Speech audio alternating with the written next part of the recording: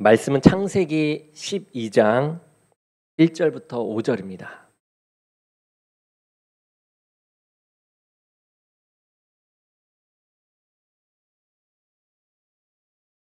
우리 한 절씩 교독하도록 하겠습니다.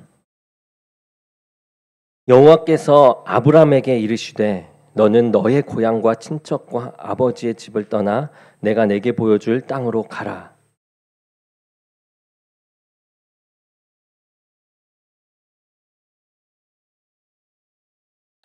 너를 축복하는 자에게는 내가 복을 내리고 너를 저주하는 자에게는 내가 저주하리니 땅의 모든 족속이 너로 말미암아 복을 얻을 것이라 하신지라.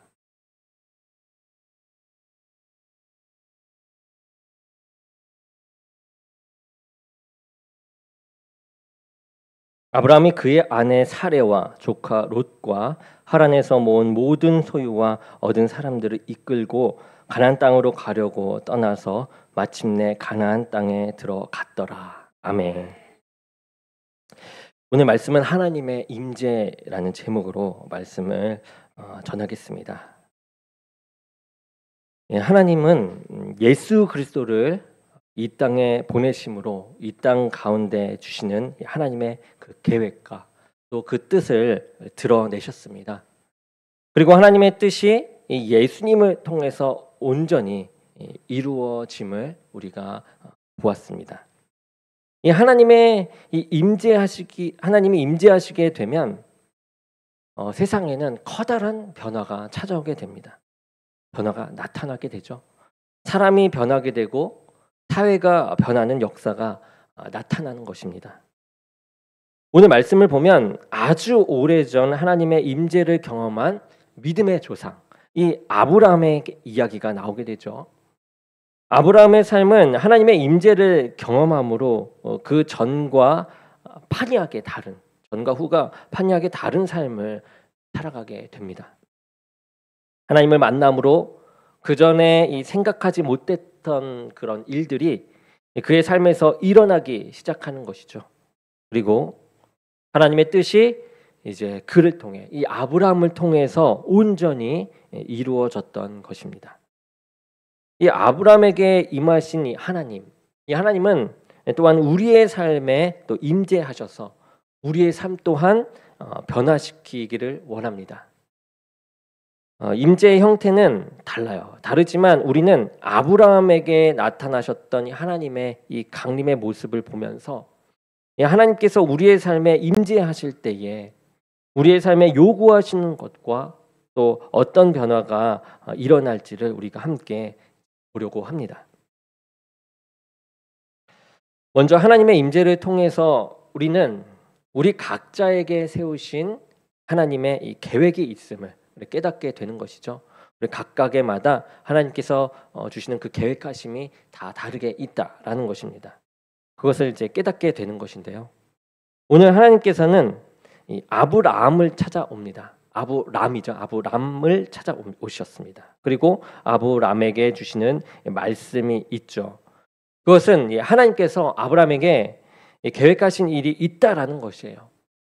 어떻게 얘기합니까? 내가 너로 큰 민족을 이루고 내게 복을 주어 내 이름을 창대케 하리니 너는 복의 근원이 될지라.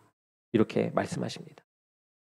우리는 하나님의 임재로 인해서 깨닫게 되는 것이 있어요. 무엇이냐? 바로 하나님께서 나를 향한 계획, 그 뜻이 있으시다라는 것입니다. 아브람에게도 마찬가지였어요. 그런데 이 아브람은 하나님을 만나기 전까지 70평생 살아오면서 하나님의 계획이 있는지를 알지 못했습니다. 단지 자신이 세워놓은 계획에 맞추어서 하루하루를 살아가던 다른 사람들과 다르지 않은 그런 평범한 삶을 살고 있었습니다. 사람들마다 나름대로의 계획들이 있죠. 아브람과 마찬가지로 하루하루 살아가는 계획이 있었을 것입니다. 하루하루 계획을 하기도 하고 몇 년 계획을 세워놓고 살아가기도 합니다. 가족을 돌봐야 했습니다. 그리고 농사를 지어야 했고 종들도 있었습니다. 집안에 할 일들도 있었어요. 매년마다 정해진 일들을 하면서 지내고 있었습니다. 그런데 아브라함은 자신의 이 계획과 다른 이 자신과 관련된 또 다른 계획이 있음을 하나님을 통해서 깨닫게 되는 것이죠. 하나님을 만났을 때에 이 75년 동안 살면서 한 번도 생각해 보지 못했던 이 계획을 이제 만나게 된 것이죠. 하나님을 만나게 되는 그 순간에 바로 이것은 자신으로부터 온 이 계획이 아니다라는 것이고 하나님이라는 처음 듣는 신으로부터 온 계획이었다라는 것이 되는 것이죠. 그것은 천지를 만드신 이 창조주, 자신을 만드신 이 창조주로부터의 이 계획을 말씀해주고 계신 것입니다. 아브라함은 하나님을 만남으로 하나님께서 자신에게 가지고 계신 이 계획을 알게 되었어요. 이것이 바로 하나님께서 주시는 우리 비전인 것이죠. 비전은 나로부터 오는 것이 아니라 누구로부터 옵니까? 하나님으로부터 오는 것이죠. 하나님과의 만남은 그렇습니다. 하나님께서 우리를 향하신 하나님의 이 부르심의 소명, 바로 계획을 만나는 순간이죠. 전에는 나의 삶의 목적이 나로부터 왔는데 이제는 하나님으로부터 옴을 깨닫는 것입니다. 전에는 나를 중심으로 한 이기적인 목적을 가지고 살아갔지만 하나님의 이 임재를 경험한 사람들은 나를 향한 하나님의 계획에 관심을 가지게 되어 있는 것이죠. 그리고 하나님께서 나에게 세우신 계획이 무엇인지를 그것을 비전으로 해서 그것을 이상으로 삼고서 살아가게 되는 것입니다. 사실 하나님은 아브람과 같은 사람에게도 커다란 이 계획을 가지고 계셨습니다. 지금이야 아브람이 대단해 보이는 인물이지만 그 당시의 모습을 본다면 이 아브라함은 별 볼 일 없는 노인에 불과했어요. 나이는 75세가 되었습니다. 어떠한 새로운 계획을 세우면서 살아가기에는 나이가 많아요. 더군다나 아브라함에게는 75세가 되도록 자식이 없었습니다. 그 당시에 자식이 없다라는 것은 불명예스러운 일이었어요. 그런데 그러한 아브라함에게도 하나님은 커다란 계획이 있으셨다라는 것입니다. 사람은 어떠한 상황에 있든지 간에 하나님을 만나게 되었을 때 하나님의 비전을 깨닫게 됩니다. 그리고 그 비전에 맞추어서 우리가 살아가게 되는 것이죠. 하나님께서 주시는 비전이 없다면 그리고 내가 왜 하나님을 믿고 살아가는지 우리가 모르겠다면 하나님의 임재를 위해서 더욱 강구하실 수 있기 원합니다. 그리고 내 계획이 아니라 하나님께서 나를 향하신 계획이 있음을 더 관심을 가지면서 그것에 초점을 두고 나아가기 원합니다. 우리의 삶의 출발점은 바로 하나님께서 나를 통해서 이루고자 원하시는 하나님의 계획에 있음을 우리가 깨닫고 순종하는 것으로부터 시작되는 것입니다. 또한 하나님의 임재를 통해서 깨닫게 되는 것은 우리 인생의 주도권이 바로 하나님께 있다라는 것이죠. 창세기 12장에 아브라함과 하나님과의 역사적인 만남이 이루어지고 있어요. 그렇지만 그 만남은 아브라함의 입장에서는 전혀 계획된 것이 없는 그러한 만남이었습니다. 아브라함은 하나님을 알지도 못하는 상황이었죠. 그런데 하나님과의 만남은 하나님의 주도로 이루어지게 되었습니다. 사람이 하나님을 만나고 그 계획을 안다라는 것은 사람으로서는 가능하지 않는 것입니다. 아무리 사람이 많은 것을 배우고 또 경험을 많이 하고 그렇다 할지라도 또 지혜가 있다 할지라도 하나님을 스스로 알 수 있는 지혜가 우리는 없는 것이죠. 하나님께서 나타나셔서 우리를 주도해 가실 때에 비로소 우리는 하나님의 뜻을 알고 하나님의 뜻을 이루어 드리는 그런 이루는 삶을 살아갈 수가 있게 되는 것입니다. 그러기에 하나님께서 먼저 우리에게 먼저 자신을 드러내시는 것이에요. 그리고 그분의 뜻을 알려주시는 것. 이것은 여러분 한없는 은혜일 수밖에 없습니다. 은혜 중에 하나인 것이죠. 하나님께서 그렇게 자신을 알려주시지 않으셨다면, 그리고 우리를 부르시지 않으셨다면 우리는 하나님이 원하시는 그 구원의 삶을 살아갈 수도 없었던 것입니다. 즉 우리는 구원받을 수 없는, 그냥 버려진, 죽음을 향해 달려가는 그런 인생에 지나지 않을 것입니다. 이러한 모습은 예수님께서 제자들을 부르실 때에도 나타나는데요. 하나님께서 이 세상에 오셔서 당신께서 특별히 쓰시고자 하시는 그 12제자를 부르실 때에도 예수님은 손수 사람을 찾아서 나섭니다. 그리고 그들에게 비전을 제시해 주시죠. 예수님은 제자들을 부르시기 위해서 갈릴리 바다로 가셨습니다. 그리고 그곳에서 고기를 잡고 있던 그 어부에게로 나아가서 어부를 부르셨죠. 누구도 예수님에 대해서 알지 못했습니다. 그런데 예수님은 제자들을 아셨고 그들을 부르셨습니다. 스승이 손수 제자를 찾아 나서서 부른 것이죠. 그런데 당시의 상황으로 볼 때 이것은 참 이례적인 모습입니다. 예수님 당시의 스승과 제자는 제자들이 스승을 찾아가서 스승으로 삼는 것이죠. 랍비여, 선생이여, 저에게 가르침을 주십시오라고 말하면서 선생을 찾아가는 것이 더 당연한 일이었습니다. 그런데 예수님은 그렇게 하지 않으시고 스승이 직접 제자를 찾아가는 모습을 보입니다. 그리고서 말씀하시죠. 내가 너를 사람 낚는 어부가 되게 하리니 나를 따르라 라고 말씀하십니다. 그들의 삶의 새로운 목표를 제시하시죠. 그리고 이를 주도해 나가십니다. 이러한 하나님의 주도권은 우리에게도 마찬가지로 적용이 돼요. 내가 하나님을 찾아서 참된 생명의 삶을 살아갈 수 없어요. 그렇지만 하나님께서 먼저 우리에게 손을 내미신 것이죠. 손을 내미시고 우리에게 구원의 길을 허락하셨기에 우리가 하나님의 자녀로 영생의 삶을 살아가고 있는 줄로 믿습니다. 우리는 종종 내가 예수님을 스스로 찾아서 이곳에 왔다라고 생각합니다. 내가 다른 많은 종교 중에 기독교가 그래도 가장 합리적이고 괜찮은 것 같으니 이것을 선택했고 하나님께로 와서 그분을 믿고 살아간다라고 생각할 때가 있습니다. 그러다 보니 내 인생의 판단과 주도권도 하나님께 있는 것이 아니라 내게 있다라고 생각하기 쉬운 일이죠. 그래서 하나님의 말씀대로가 아니라 내 방식대로 예수님을 믿어 나아갑니다. 아직도 내가 주인이 되고 하나님은 나의 원하는 것을 들어주실 때에만 의미가 있는 그런 존재로만 생각하고 맙니다. 하지만 그렇지 않은 것이죠.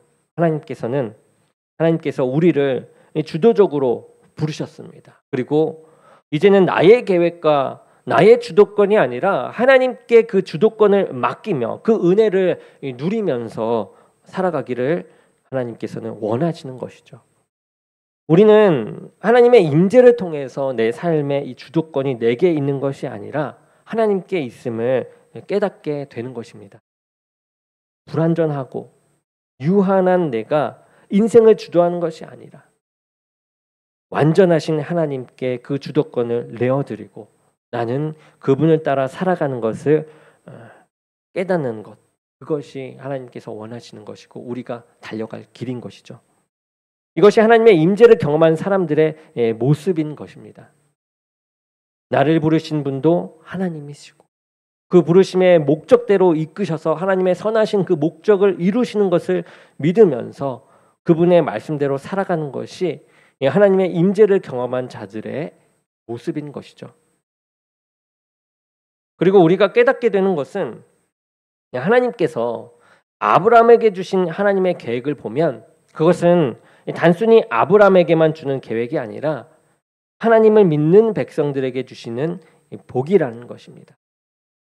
하나님은 아브라함을 통해서 큰 민족을 이루겠다라고 하셨습니다. 아브라함이 이룰 큰 민족은 단순히 혈통적인 민족에 국한되지 않습니다. 여기서 민족은 고이라는 히브리어를 쓰고 있는데요. 이것은 혈통적인 민족을 의미하는 히브리어의 이 암이라는 단어와는 좀 다릅니다. 암은 이 혈통을 중심으로 한 혈연 공동체로서의 민족을 의미하지만 이 고이라는 단어는 영역 중심의 국가 개념과 그 나라에 속한 백성을 의미합니다. 그러므로 아브라함에게 약속하신 큰 민족은 단일 이스라엘이라는 이 혈통적인 민족만을 염두에 둔 것이 아니죠. 아브라함의 믿음을 가진 믿음의 자손들이 이룰 거대한 나라를 계획하시고 그 믿음의 자손들이 창대케 될 것을 말씀하시는 것입니다. 아브라함을 통해서 세계의 사람들을 구원하시고자 하시는 그 원대한 계획을 가지고 계신 것이죠. 기독교인에게 주시는 그 비전도 마찬가지입니다. 하나님은 우리로 하여금 하나님의 나라가 확장되기를 원하십니다.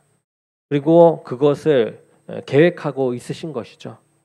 하나님은 이 땅에 교회를 세우셨어요. 그리고 예수 그리스도를 믿는 자들을 통해서 이 세상을 구원하고자 하십니다. 이 하나님의 임재가 있을 때 우리는 이 하나님의 나라를 꿈꾸게 돼요. 그 세상을 구하고 세우는 그 꿈을 꾸게 됩니다. 하나님 나라가 더 확장되기를 소망하며 그 꿈을 가지고 살아가게 되는 것이죠. 또한 하나님은 그로 인해서 이름이 창대케 되고 복이 될 것이라고 했습니다. 그 복은 땅의 모든 족속을 복되게 하는 그런 복이에요. 하나님께서 그에게 주시는 그 복은 자기 자신의 풍요와 이 안락을 위해서 다른 이들을 착취하고 이 불행하게 하는 복이 아니죠. 아브라함으로 인해서 다른 족속들이 이 복을 얻는 것입니다. 나로 인해 내 옆 사람이 복을 얻는 복이에요. 하나님께서 주시는 궁극적인 복은 하나님을 알고 그 말씀대로 살아가는 구원의 삶을 의미합니다. 그것이 사람들에게 하나님께서 주시는 진정한 복의 내용이에요. 하나님의 말씀이 내가 변화되고 이 변화를 통해 다른 사람들이 변화되고 그래서 서로가 서로에게 필요가 되고 복이 되는 것. 그것이 하나님께서 원하시는 구원의 삶의 진정한 복입니다. 사실 아브라함이 세상적인 풍요를 복으로 여기면서 하나님을 따라서 갔다라고 한다면 아브라함은 그곳을 떠날 이유가 별로 없었습니다. 왜냐하면 사실 아브라함이 살고 있던 이 갈대아 우르라는 곳은요, 사실 가나안 땅보다 훨씬 더 살기 좋은 우리가 보기에 훨씬 더 살기 좋은 풍요로운 땅이기 때문이에요. 이제는 복이라고 하는 것도 하나님께서 주시는 것이 복인 것으로 우리가 복이다라는 것으로 우리가 깨달아지게 되는 것입니다. 전에는 내가 원하는 것이 이루어지는 것이 복이었다면, 내가 원한 대로 이루어지는 것이 복이었다면 그 복이 이제는 그 복이 하나님으로부터 오는 것이 복이 되는 것이죠. 아브라함은 그 복을 누리고 그 복을 전하는 자로 살아 나아갔던 것입니다. 이제 하나님의 임재를 통해서 하나님을 경험한 이 아브라함이 이제 하나님의 비전을 이루기 위해서 해야 하는 것이 있었습니다. 해야 할 것이 있었죠. 그것은 바로 무엇입니까? 머물러 있던 이곳에서 떠나가는 것이었습니다. 하나님은 아브라함에게 명령합니다. 아버지의 고향과 집을 떠나서 하나님께서 지시하실 그 땅으로 가라 라고 말씀하십니다. 하나님은 그의 고향에서도 큰 민족을 이루고 복의 근원이 되게 하실 수도 분명 있으셨을 것입니다. 그만큼 전지전능하신 분임에는 틀림없습니다. 그런데 이 아브라함을 이 자리에 머물게 한 것이 아니라 떠나게 하시죠. 떠나도록 하십니다. 사실 자신의 고향을 떠나고 보호해 줄 사람들을 떠난다는 것, 여러분 어떻게 생각하십니까? 무척 두려운 일 아닙니까? 분명 두려운 일이었을 것입니다. 아브라함에게도. 그들은 그들의 삶을 안내해 줄 사람이고 도와줄 사람인 것인데 평생 동안 가까이에서 그의 힘이 되어줄 수 있는 사람들인데 그 사람들을 떠난다라는 것. 아주 두려운 일이고 무서운 일이고 어렵고 힘든 일이었을 것입니다. 가족도 돈도 모든 것들을 두고 가는 것이었기 때문이죠. 그런데 그렇기 때문에 이 하나님께서는 그곳을 떠나라고 하십니다. 이제 그동안 이 믿고 의지했던 것을 뒤로 하고 이제 하나님만을 믿고 의지하면서 살아갈 것을 요청하시는 것이죠. 전에는 사람들에게 둘러싸여서 이 하나님의 임재를 경험할 수 없었지만 이제는 하나님만을 의지해야 하는 하나님의 임재로 들어가도록 하신 것입니다. 하나님만을 찾음으로 하나님의 임재를 경험할 수밖에 없는 상황으로 몰아가셨다라는 것이죠. 하나님의 강림을 경험한 아브라함, 이 아브라함의 삶의 방향이 완전히 달라지게 된 것입니다. 그동안 하나님을 만나기 전에 믿고 의지했던 것들로부터 점차 멀어지게 됩니다. 그리고 이제 하나님의 그 말씀대로 하나님께서 보여주시는 그 계획과 그 비전을 향해서 더욱 가까이 가게 되는 것이죠. 이렇게 하나님의 임재의 경험, 이 경험은 우리의 삶을 목적과 방향을 바르게 바꿔놓는 사건이 되어집니다. 하나님의 임재를 통해서 우리는 이 삶의 목표가 하나님께 있음을 깨닫게 됩니다. 내 인생의 주도권이 하나님께 있음을 깨닫게 돼요. 내 계획보다 하나님의 계획이 더 궁극적이고 더 가치가 있음을 믿고서 그분의 계획에 관심을 두며 그 목적을 따라서 살아가게 되는 것입니다. 우리를 향하신 가장 궁극적인 하나님의 계획은 우리로 하나님의 나라가 확장되기를 원하시는 것입니다. 아브라함이 되어서 큰 민족이 이루어지는 것처럼 저와 여러분들을 통해서 하나님의 나라가 더욱 크고 강해지기를 원하시는 줄 믿습니다.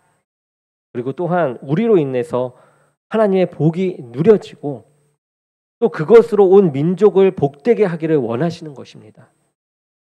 세상의 복이 아니라 하나님의 복이 진정한 복임을 우리가 깨닫고 하나님으로부터 와서 온 민족이 구원받는 그 복을 누려지기를 하나님이 원하시는 것입니다.